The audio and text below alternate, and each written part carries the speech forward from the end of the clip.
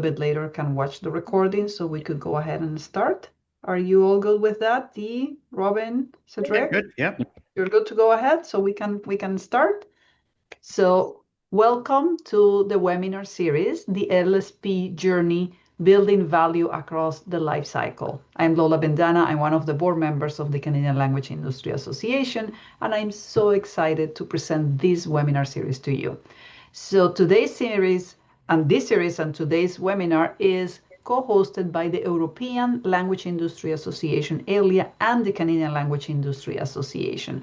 And we are very excited about this series because it gives us, as business owners or interested in the language industry, the framework to think more intentionally about the business journey, about where we are going. Today's presentation is called Designing Your Journey, Structuring for Value from Day One. And how important is that, right? So our speaker is Dee Johnson. Dee has been an M&A advisor at Language Transactions, working alongside with the founders since the beginning, Mike Klinger, and have supported over 40 different transactions in the language industry. A big part of her work is to speak with founders well before they are ready to sell, helping them to think about how to build and position their companies for an eventual exit whenever the time is right. This is the power of anticipation, right? Like we want to know ahead of time what is going to happen.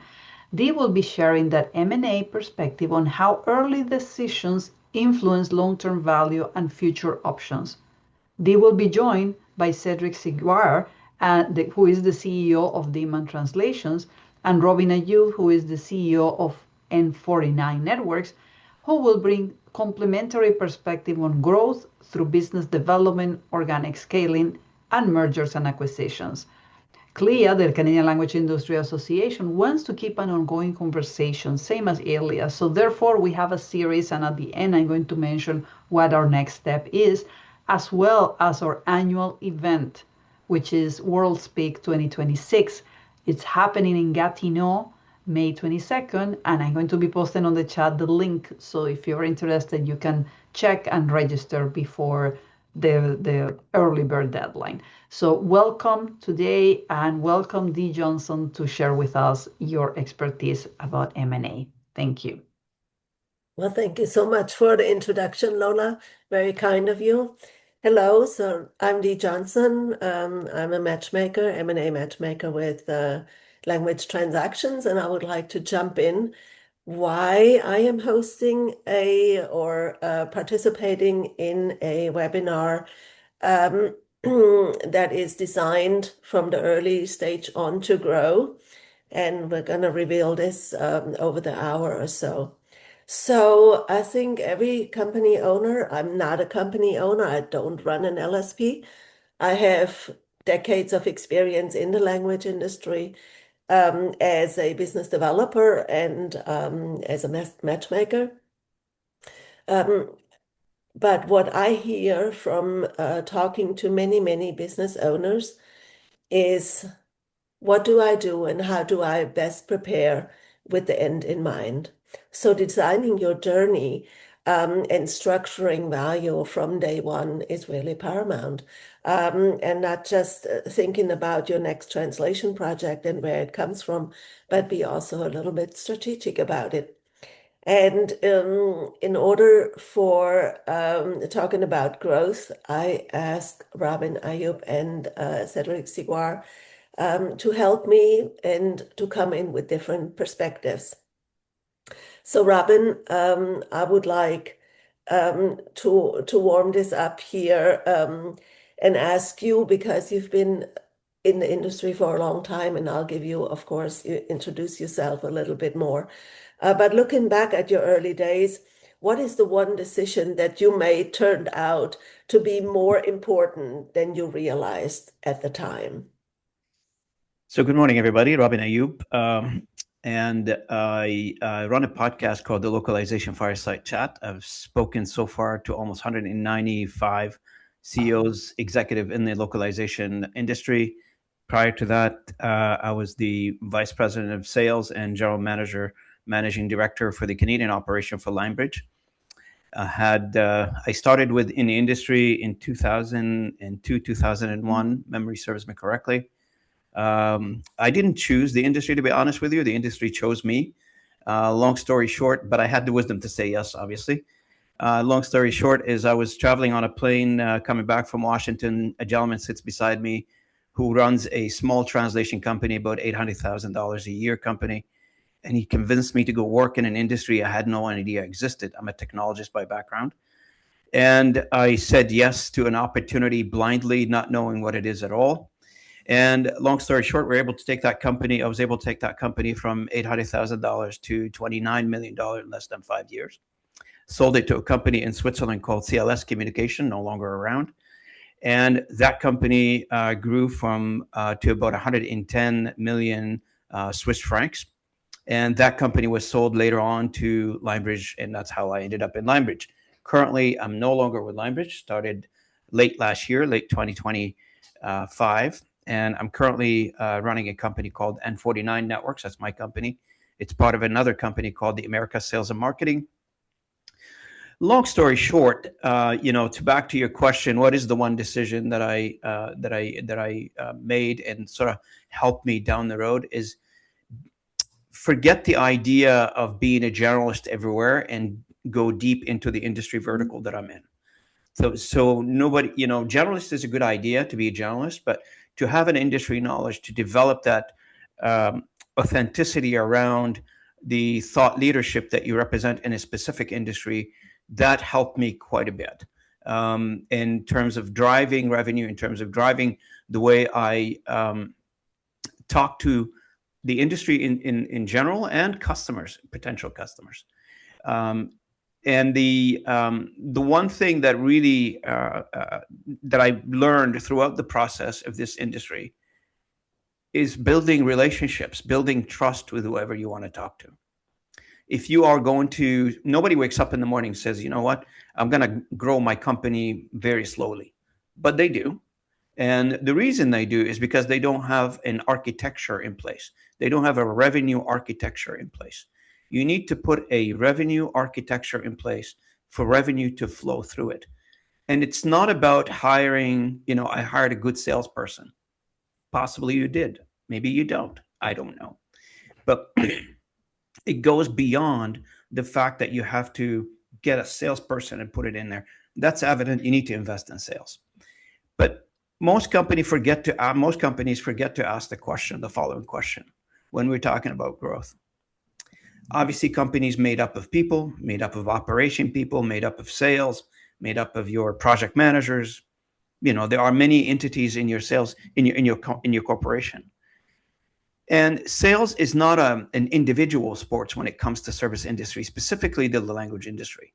Sales is a team sport.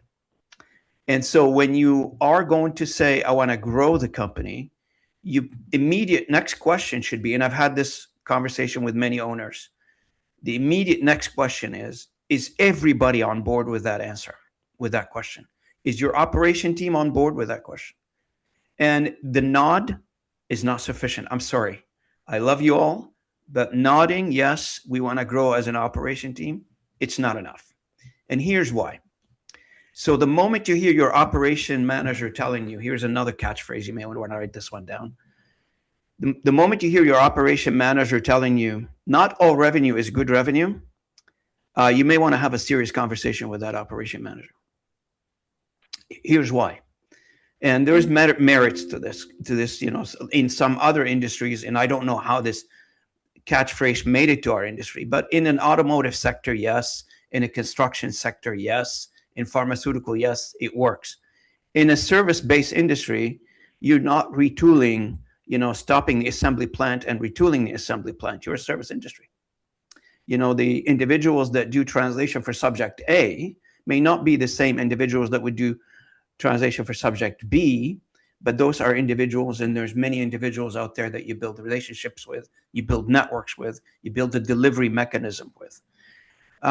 Everybody, the bottom line of this is everybody on board needs to be on board with the revenue growth. The alternative to this is it would become the owner's decision to have a growth agenda and nobody else. Hopefully that Right. helps.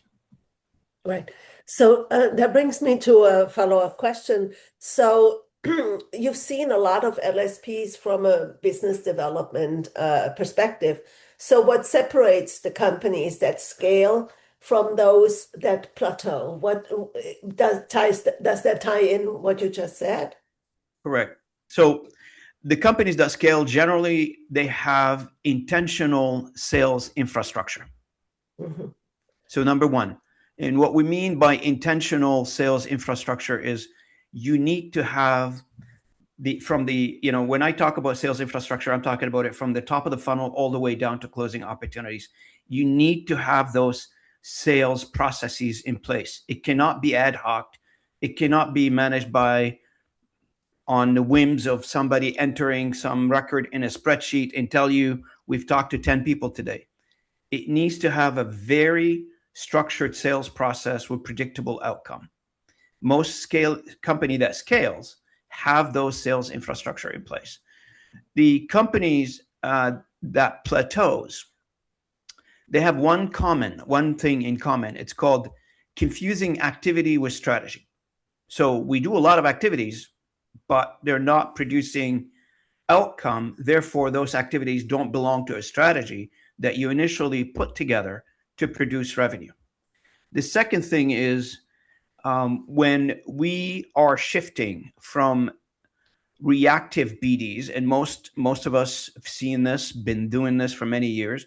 Reactive BD meaning that I wait for the RFP to hit me, to hit my desk, and I'll respond to that RFP.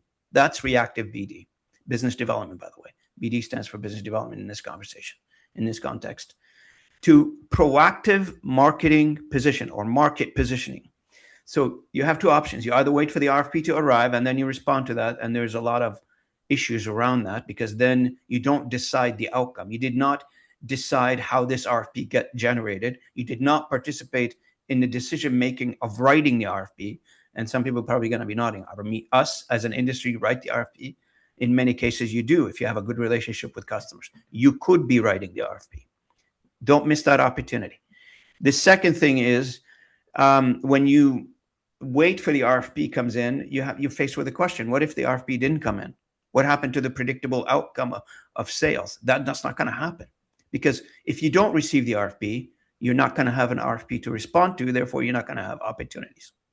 So in order for us to either report the weather or make it rain, one or the other. So sales, the other as an infrastructure, make it rain for you. If rain in this category becomes an opportunity for you. So you got to have a process that becomes a rainmaker versus let's report on the weather.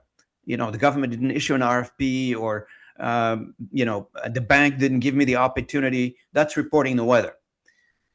If I go in and I instigate an opportunity, meaning in my case, which I've done many, many years, instigate, for instance, an internal process to change. You're talking about business transformation. When I go into a customer and engage in a business transformation conversation, that means I'm not selling anymore. What I'm doing is I'm changing the customer's business, the way they think about their business internally, and reflecting that back into an opportunity that's going to be created either for the industry or for the company I'm representing. Hopefully that helps. Thank you so much, Robin. I would like to bring Cedric into the conversation here because Cedric, from day one, you believed in acquisition. You acquired Damon Translations. So from your perspective, when you acquired the first company after you acquired Damon, but I would like for you to also spend a sentence on what got you into the industry. What did you not understand about scaling what you do know now? So maybe you want to share your journey a little bit. Yes, thank you very much. Yes, I'm Cedric. I'm the owner then of Demand Translation in Germany. I'm French, but I'm based in Germany. I'm a salesperson. Before joining the industry in 2015, I sold shoes, I sold furniture, e-learning, safety equipment. So I sold a lot of things. And I wanted to become independent. So I bought the demand translation in 2015. At that time, it was about 1.5 million euro turnover, about 7 employees at that time. And when I joined, I was happy. I was happy to be independent. I was a salesperson, and I tried to grow. And the question is how to grow.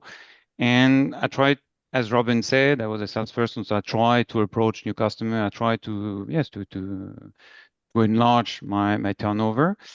But what I discovered is that, as we said, it's a question of trust. We're in an industry of trust. So when we sell a translation to our customer, if it's Chinese to our customer, it's Chinese for me too. But we bring a supplier that can offer this language. And what I saw is that it's difficult to create this trust. And since translation is, again, it's language, it's nothing that you can measure. You cannot say your car is driving, you want a car that drives 140, you get this one. It's difficult to get this trust. And I think especially in Germany, where I was, and the customers are not really ready to move.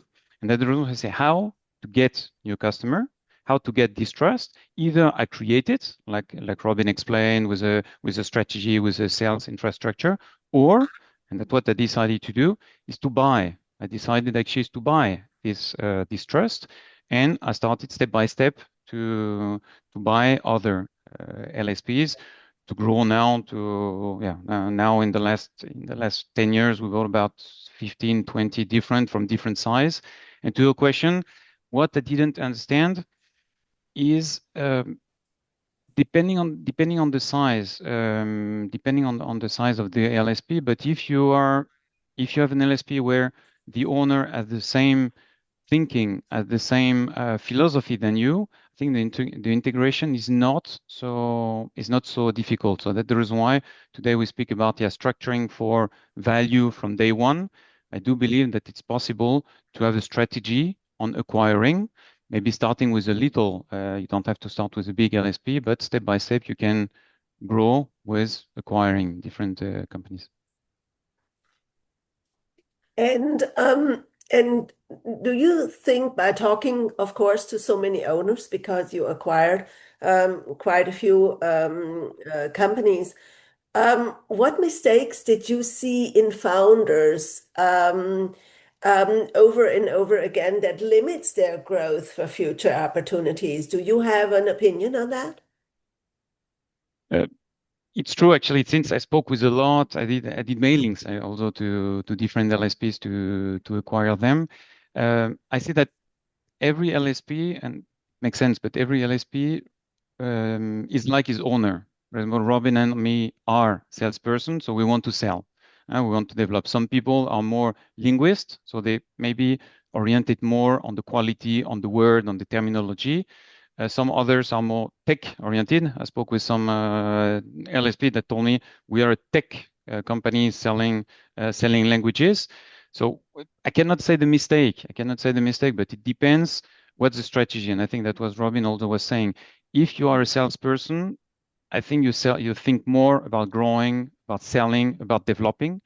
If you're a linguist, I think you may get 1, 2, 3 customer, develop them. And I think maybe this profile of owner will be better to develop this, to develop a customer, get one and make it bigger, like a person like me that is more actually looking for new customer, new. So it depends that, yes, I cannot speak about mistake. It depends on, everybody's different. And I think when I acquire, my first question is always, can I do as good as this owner? And if the owner is too tech oriented, which I'm not, I think I will go away. Or if somebody is doing more subcontracting, which is not really my thing, I prefer direct customer, I will step back. So I cannot say mistake, but it depends on the strategy of growth. Yeah, thank you. Yeah, I agree with you. It's definitely an individual thing. Robin, I'm coming back to you.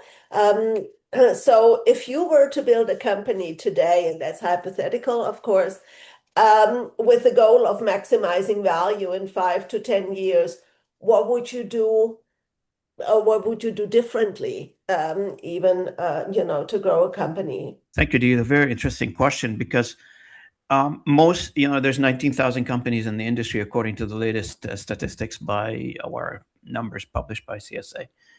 Most of these companies are small, medium companies. Obviously, the 80-20 rules in our industry is there and well and alive in everything we do. 80% of our revenue in an industry comes from the top 20 companies, and there's a trailing long list of companies below that. One thing in common that I've spoken to many of these owners of small to medium companies, they build a company as if the company is going to stay in forever. And that's a big mistake. You build a company as an asset that you will go on to sell. That's number one.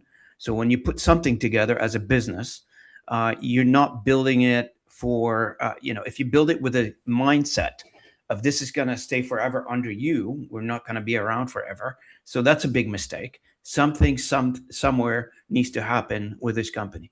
Exit of some sort needs to happen. Either you're going to sell it, you're going to inherit it to your kids or to your family, or whatever happens to it. But that company needs to build with the purpose in mind that this company, at some point, somebody will have to sell it. The second thing is in building these companies, you got to think about from a revenue perspective, because the buyer's going to come in and is going to open the hood on that company, is going to start looking into it. And first thing they're going to look at is how healthy is your revenue. So what are the aspects of a healthy revenue? One, if you are not diversifying your revenue, well, you should think about diversifying your revenue right now. And what does that mean? Again, the 80-20 rules in our industry are always there. And if you take a look at all your revenues, for the people that are presented here on the phone with us, I'll be very surprised if 80-20 is not applying to you right now, meaning that 80% of your revenue comes from your top 20 clients, and 20% of your revenue comes from the rest of your clients. That's not a healthy distribution of revenue. And why is that? From an evaluator perspective, I'm going to come in, and I've been through three, 4 different acquisitions, and I had to go collect these informations, and I had to present it to the entity that was buying. So I've been, when I tell you this, because I've been through it. And when they ask me, what is your distribution of revenue? They're looking at, when they start poking hole in your revenue, it's starting to affect your valuation of your company. Because if one of these customers, and that's how they think about it, leaves for some reason, and it's happened to be, say 50% of your revenue or 40% of your revenue, the evaluator is going to look at this as a negative, and that's going to affect the valuation of your company. So when we think about building something in your mind to exit or to put it in together, maximize value at the end of this journey, that's one thing. Diversify your revenue. The second thing is, keep in mind when I'm building something like this at scale, is invest in brand before you think you need it. So don't just put something together, AyoubTranslation.com. It may not work. Think about this very seriously. What is the brand that is going to carry you forward down the road? And keep in mind, inbound leads are cheaper than outbound leads. So when I build something at scale and I'm focusing on inbound customers, it's much cheaper and obvious than somebody hiring, the entire apparatus of selling structure and put it into motion to go find me customers, right? The second thing is document everything. I can't tell you how many times I get to say that. Document everything: systems, processes, pricing, and the pricing logics. The acquirer who are buying, they're buying credibility that presents your credibility and your predictability as well. I'm sure Cedric has been through this many times in buying companies. If you don't have things documented, it looks not well coordinated, and the value of the company starts to go down. So my last advice on this one is build as if you were going to sell, even if you never do, because you never know, right? And that discipline makes you better at everything you do. If you create that discipline, makes you better at everything you do in the future. Hopefully that helps. Yeah, Absolutely. we have a question posted in the chat. I'm just going to raise to the panelists here to maybe lean into. Jamie posts, I'm hearing that a company's growth strategy can depend on the profile of the founder, i.e., a linguist profile versus a salesperson profile. Could you speak more to the different strategies? Yeah, I think we can both end, Cedric and Robin. Cedric, you want to jump in first, and because you came from the outside of the industry, you want to answer this question first? Yes, but I cannot say that one is better than the others. I think it's just a question when, through the numerous people that I talk to, you see the way that they think. Way that they think. Are they thinking about about developing? Are they thinking about taking care about the customer? I do believe maybe now that I think more about it, and it comes to one of the point that Robin said, maybe, and again, don't take me on the point, but maybe the linguist profile that I saw have people that may have one big customer, that they started small, that they develop over the time, and that it can be a direct customer, it can be, and I saw that many times, it can be another MLV or LSP, which is doing 50%, 60%, 70% of the time because they are working very good and developing and growing. And at the end of the day, of course, it brings revenue. But as Robin said, if you see it as an exit, it's of course something that this bulk risk make it afraid. So that's maybe one point. But just basically, when I see a company, either they have recurring customer that stays, or they have a sales machine to create new customer. Ideally, they would have both. It's difficult actually to create both. That's the reason why I say it.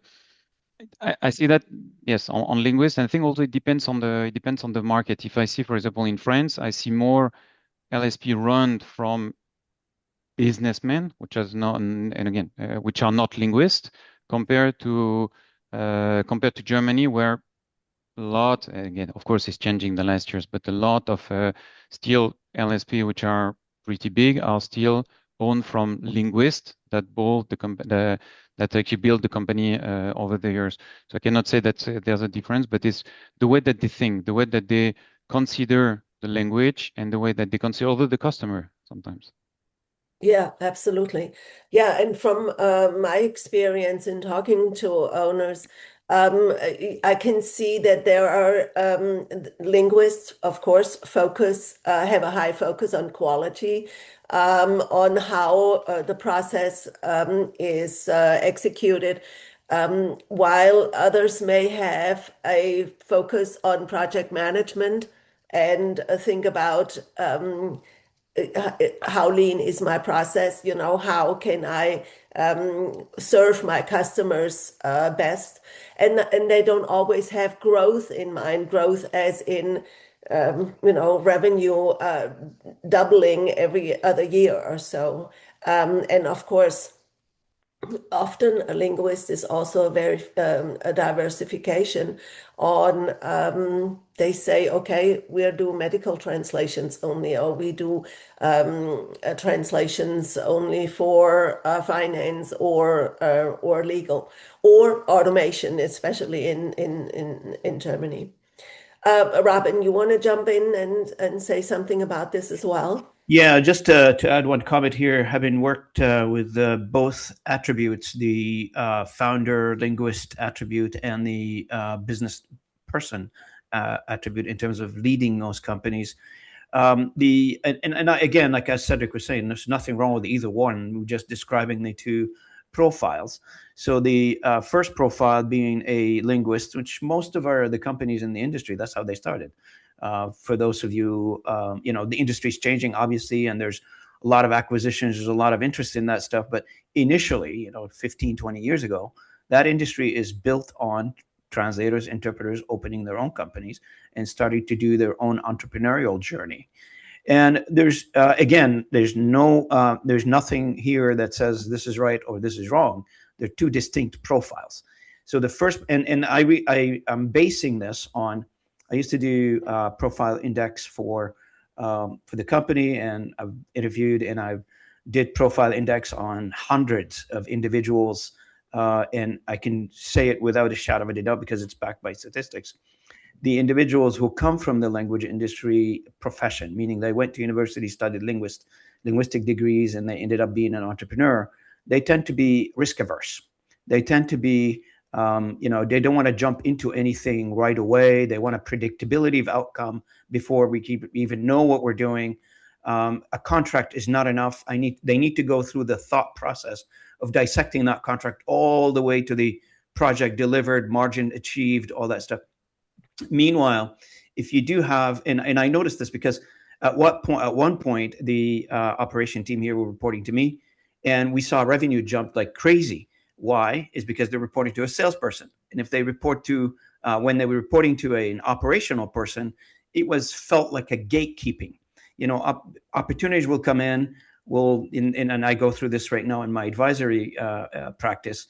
Opportunities come in, and people will dissect through them, will sift through them. This is good. This is not good. I wish this was a little bit better.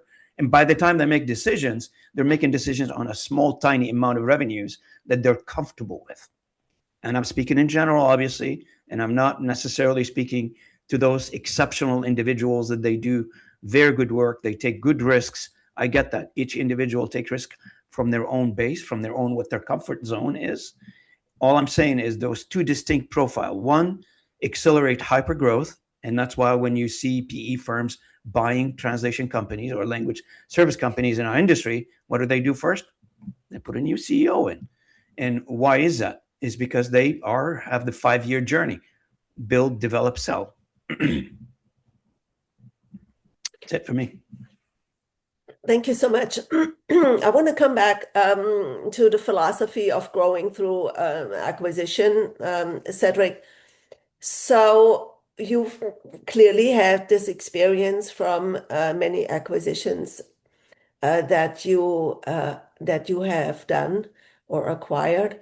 So what makes a company easier to integrate or more difficult to absorb, and should you integrate the companies? So maybe you can share a word about that, because a lot of people may say, okay, I can acquire a small company. They are out there, smaller ones. So then what am I going to do with it? So can you elaborate on that a little bit? Again, it's always also different. It's also always different from company to company. But yeah, what is easier to integrate? I think if it's on your vertical, of course, you will know better. You will know better the customer. You will know better all of the processes. So that will make it make it easier. The biggest it is, the more complicated it's also to integrate, because you already have a culture. As Robin was saying, some people are more risk adverse, some people are more looking for growth, some people, some of my project managers are also more open to speak to what is sales. Speaking with the customer, is it selling? The discussion today. So when it's close to your vertical, when it's also close in terms of course, also in terms of CAT tools, in terms of internal system, it's even easier. Because if you have to change all the system, you have to retrain. You have to retrain. What makes it easier also is, I think you need, as I was saying before, you need to my question that I always ask, can I do as good as this person? Can I go as good as this person? And if I have the feeling that they are doing too much in terms of maybe checking everything, or too much in terms of IT, too much in terms of or too much marketing, sometimes I better step out. So to reply this question, what is easier? Depending on your style, try to find something that fits to you. And as I said, it's also a question. Basically, it's not like a wedding, but when you acquire something, you will have to spend at least 2-3 months with the person. And I think when you acquire, again, if it's small, the faster you can handle everything, the better it is. But yes, you have to be sure that you can stay, some months with this person. Maybe you asked before about one of the mistakes that may have done. I was now I realize that I bought a lot, but what I should have done is also try to develop, to have maybe to train my project managers, because I've been buying actually pretty much in the last 4 or 5 years. So we integrate, we didn't integrate. That's the question. Actually, we integrate some TMS. We didn't integrate the brands because we had different because we have different verticals, because some were working with government, so I prefer to keep their names. After it, maybe I should have done it. So I would say think really about it at the beginning. Do you need to integrate? Do you have a brand that you can integrate? Because for me, for example, Demand Übersetzungen, it's not really a brand that could be split over. So I will have to change the brand too. And I think that I should have change what I'm doing now, changing my project managers to account managers, because I have project managers where the job starts and sometimes ends when they have a project. What I tell them now, no, it's not a project. Your job is an account. You have a customer, you need to understand your customer, you need to think about the customer. And for this, also in terms of integration, what I would also recommend when you buy is do a trial. Again, you can try a sock, you can try a car, try an LSP. When I wanted to buy some, I placed an order. And sometimes I remember one time I definitely didn't want to buy this one because it didn't run back and they deliver, and after they increase the price after the delivery. So I think try like this to see if it could fit you. Right. And you have a list, or in your head at least, of what would be the next best match for your company, right? And also when you acquire, so you mentioned you work with the people. So I think you mentioned the CEO of the company that you have acquired. You work with them for a while, but then usually they exit the company. Is that the case? Yes, most of the time. Most of the time, because at some stage, and that's what Robin was saying too, is that if they are used to the owner, every owner want to. I want to build my people. I want to build my people like I am, not like the old owner was. But I think it's good that the person go out pretty fast so that you can train, so that you can have the people actually listening to you. Right, right. Well, thank you so much. Want to open a new topic here, because it's in our industry everywhere. So about would like to have a question around AI and your perspective on that. So, Robin, maybe to you first. How is AI changing the way you think about growth and positioning? And does it make building value easier or harder? What is your perspective on that? Well, there's two school of thoughts, right? So the first school of thought, it says it's accelerating commoditization of our industry. That's the first school of thought, that if you talk to somebody internally, it's a drop in the price. It's doing a bunch of things that probably in a traditional sense, we will be a little bit uncomfortable with it. The second school of thought is it's driving innovation. So AI is driving innovation. It's forcing us to think differently around how we are going to address our customer, because it comes back to not to us as an industry. The industry is a service industry. So when we say service in context, service is servicing somebody else. That somebody else is a customer. So whatever we do in our industry, it has to be perceived positive by the other entity, which is our customers. And if you look at most of the, in terms of innovation so far, I mean, the industry is doing some strides in that area, and we're trying to get a little bit better at it. But initially, most of the innovation is coming from outside of our industry. I've said this for 5-10 years already. Most of the innovation in our industry is coming from the outside the industry. What we do with it, that's in the incremental, if you will, adaptation into our industry. And that's what we are doing as an industry. The language industry specifically right now, the question is no longer can AI translate. It is more like now where we're asking the question, what does the human bring that AI cannot? So we need to articulate the value on that one. We need to emphasize that the expertise, that I love our translators and I'm a big proponent of our linguists, but we need to figure out, as an industry, as a supplier, as an LSP, however you want to position this, and focus our conversation greatly, not on AI, because the genie's out of the bottle. Like, we cannot put the genie back into the bottle and say it doesn't exist anymore. It is here. It is here to stay. It is not going anywhere. That's not a magic wand and it will go away somewhere. It is not happening. What we need to figure out right now is, what is the value we bring as an industry? What is the expertise that we bring into the table? How can I quantify that expertise?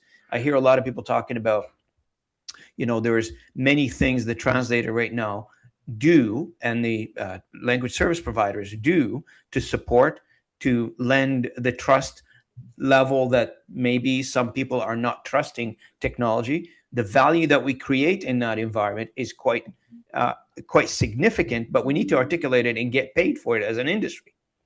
Of course, the AI technology, it lowers the cost of prospecting, which is in the sales environment. This is crazy. I was doing a podcast the other day with a gentleman who used to be an NFL player. He turned out to be an entrepreneur out of California, and he showed me. He took his Mac Mini, lifted up. He said, "I'm running an SDR for $8 a month." SDR, that's a sales development rep, right? So you have you have with AI now, it's allowing us to do things that in the past would have taken hundreds of thousands of dollars a year to do. SDR is one of them. Sales development rep is one of them. Inside sales is another one.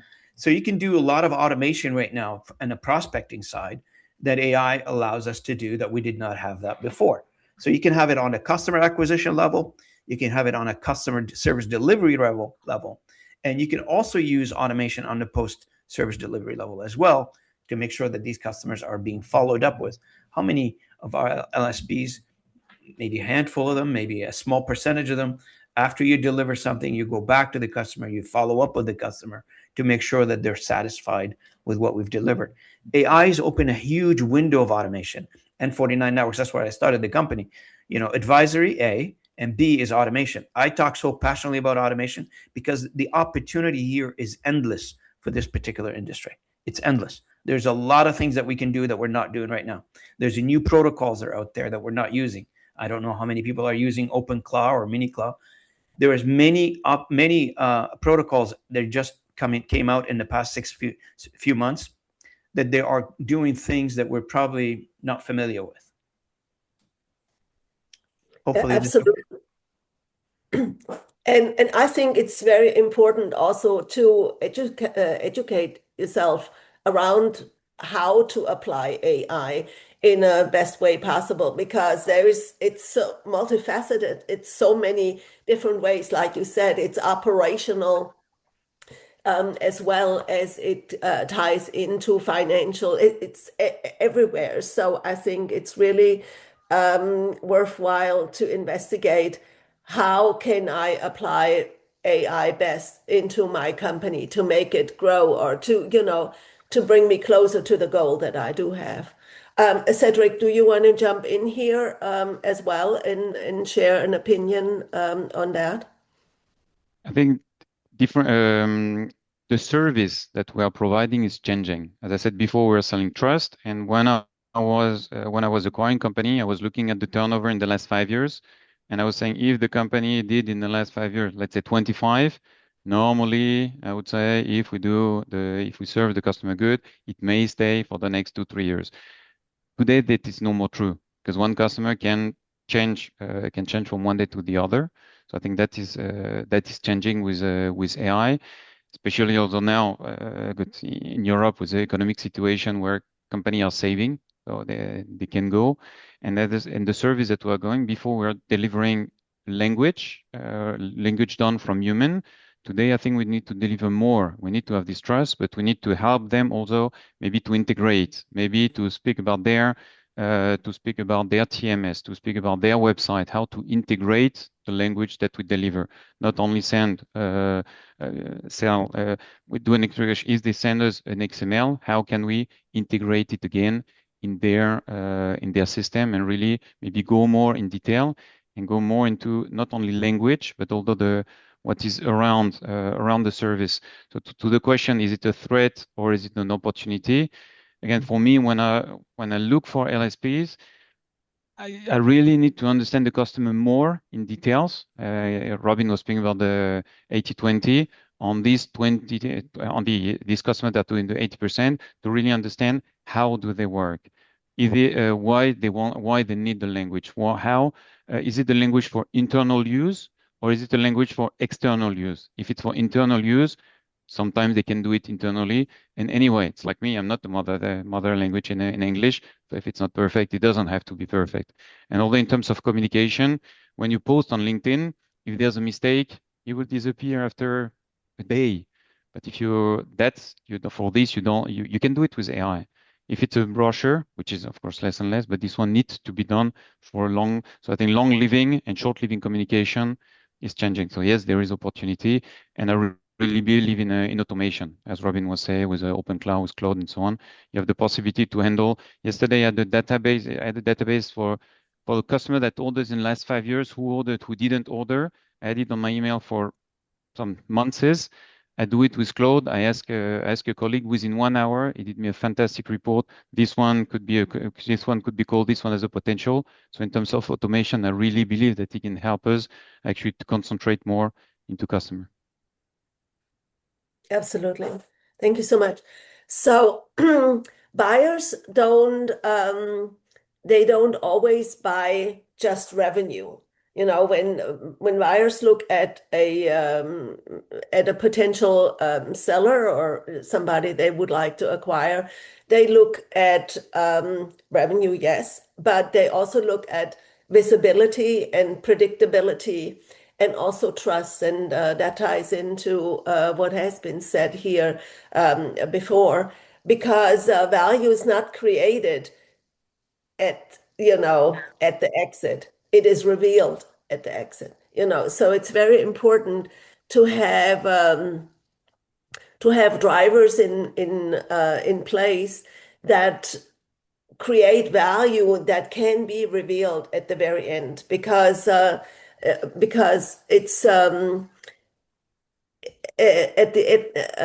the very end, you're not building to sell, but you're building so you can sell. I think that's a very different mindset, and it's very important to have this in mind, thinking about revenue quality versus revenue size. Is it recurring work that we have? What's the client concentration? Direct clients versus LSP clients in our industries, dependency risk. So is it, if the owner is not there for 3 months, what happens to the company? Will it fall apart, or is there a management team in place that can help succeed and continue writing the story, the success story that has been started? We also mentioned about positioning and the story, a generalist versus a specialist. I've mentioned before that sometimes we see that a company only does medical translations in some kind of a form. Sometimes a company has all kinds of industries that they serve and that they value. It's like Cedric mentioned, there is no right and there is no wrong. It's just something that you need to have in mind when you build up your company. And very important is the financial credibility. Clean numbers. If you, as a business owner, if you can explain your numbers to a buyer with confidence, then that buyer gets the message that you know what you're talking about. And it's not always the case. And we know that. We talk to sellers and company owners all the time. Often they don't know the numbers unless they have their CPA in the call and the CPA explains it. So I think to have the numbers clean And a good overview is very important if you are at the end looking for a buyer. But I would want to come. Yeah, Just go ahead. to remind you, there's a little less than 10 minutes left. I've been monitoring the chat. I think we covered most of the questions. There's one newer question out there about more sales tools and recommendations for that, but I think that may be a better topic to cover in webinar number 2, which is happening on April 23rd, Marketing Growth and Scaling. So maybe we can park that one and address that one on the on next month's call in the series. But I just want to remind you have about 8 minutes left, so I don't know if there's a topic you want to address before we wrap up. Yeah, thank you so much, Brogan. Yeah, I think there is even another operational webinar. Maybe Lola can, at the very end, point out what's coming in this, because it's a webinar series. So I think also in regards of, would like to ask Robin and Cedric also, when is a good time to step away from leadership? Because clearly if, and Cedric, you've done this when you acquired, the owner gets out. So if somebody is selling, when would be your recommendation for them to put a management team in place? Is this of a benefit, or like Robin mentioned before, if a PE company comes in, they bring in maybe a CEO that would run the company. So when would be a good time if you think about the legacy and the continuation of the company? When would be a good time to establish a management team? Robin, maybe you go want me to go first. first? Yes, please. So the first indication that when you need to have somebody to help you or run the company on your behalf, or in certain capacity, not run the company, but you bring somebody in to help you in any capacity that you think is good for the company, is once you figure out by yourself that you are now the bottleneck in your own business, that's a signal. You're not protecting at that point, you're preventing growth. So as soon as you figure out that you're becoming the bottleneck, everything has to funnel through you. And I've seen some of these owners that they do HR, finance, sales, quality management. Then you become a bottleneck. You need to figure out a way to step out of that, and you focus on innovation. You're focusing on taking the company to the next level and start working on building the building blocks of your company. Because initially, when you started as an entrepreneur, you basically stitched a business together, which is good for you. That's most entrepreneurs. That's how they do it. Startups, that's how they do it. But eventually you have to mature. You got to get up there and you got to start figuring out, I need a head of sales. I need head of operation. I need head of finance. And again, it's all dollar and cents at the end of the day. You're not going to hire people if you don't have the budget to hire those people. But you got to keep that in mind at some point. You are the bottleneck at some point. And there's many examples out there in the world where, the idea person that created a company is not necessarily the same person that takes the company to the next level. Microsoft is one of them, and Steve Jobs and all these guys. They realize at some point they're not the person. They're good at what they do, and there's nothing wrong with that. But are they the person? Are they the individual? They are going to take the company to the next level. Each case is separate. Each case is independently different. And each individual needs to make that realization, come to the realization on their own. Obviously, there are special cases out there. Hey, listen, I get calls from people say, Robin, in this day and age, I get calls from people saying, Robin, I don't want to grow the company. I just want to stop the leak of revenue. They just want to stay plateau. They don't have a sales force in place. They don't have a sales structure in place. They can't remedy that, the revenue decline, by saying, I'm going to go out and get more customers. You just don't have that in place already. And to do it after the fact, to do it like after you realize I'm going down, let me build something, it's too late. You got to do it ahead of time. Right. Cedric, and maybe I'm asking also, since we are pressing for time, I want to give Lola a little bit of time to wrap up. Cedric, maybe let me do it short. Yeah, I think the question that I run from day one is, what happens if I die?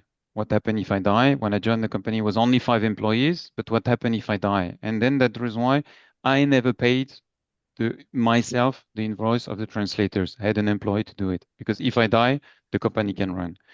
The same for the salaries. It was not going through me. It was going directly through my tax accountant because the question was always, what happened if I die tomorrow?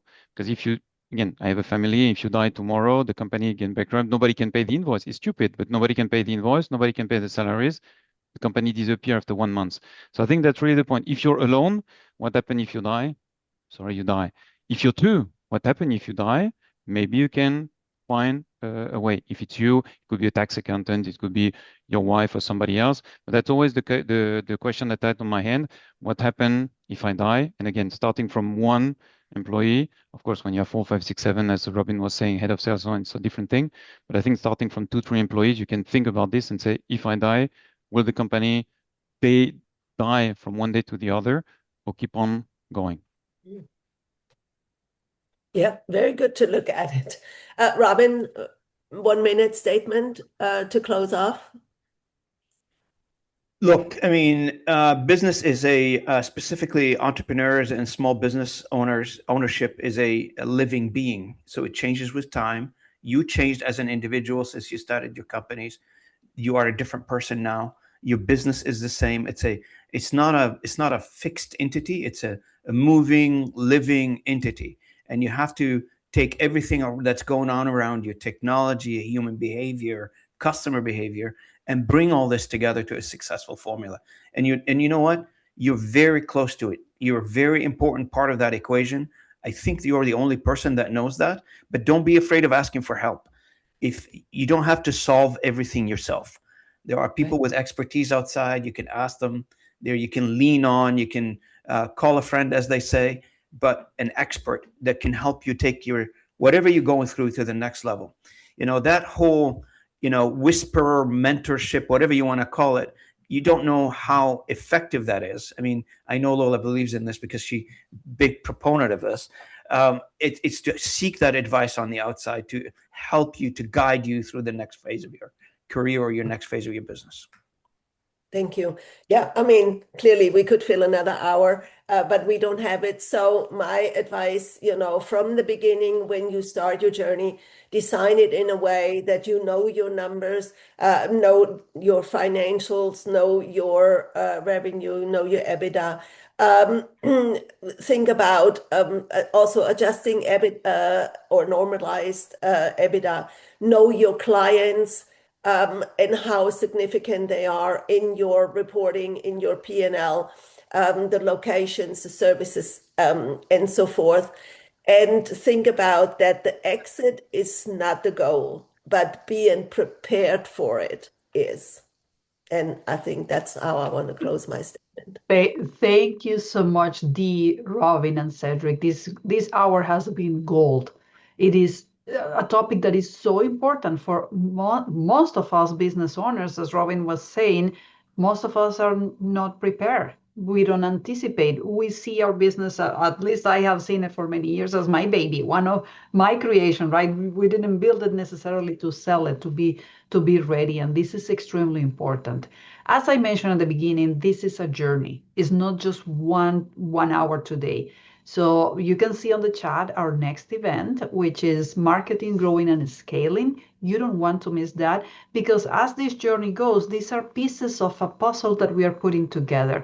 And then you may decide, I need to reach out to who are the people who need to support, who I need to reach out. So extremely important that you attend. And of course, in May, we have World Speak. Check the page that I posted on the chat with the link to World Speak. We want to be there. Really, really important. We are going to continue this conversation. And another big thank to Chantal. Chantal is a member of the CLIA board. As you know, these series are being organized by Elia and CLIA, both organization, and Chantal has been instrumental in organizing our events. So thank you, Chantal. Thank you, Brogan. Thank you, our speakers. This has been a phenomenal event, and let's make sure that we take something home and that we look at 1, 2, 3 action items that can move that needle into making our business better and thrive and connect with people who can support us. So thank you, everyone. Thank you. Thank you, everyone. Thank you. Yeah, and questions will be answered absolutely in the next webinar. We will have plenty of opportunities to keep connecting. Keep coming, please. Thank you so much, everybody. We'll see you next time. See you soon. Thanks, everyone. Thank See you you so soon. much. Good day. Bye. See you.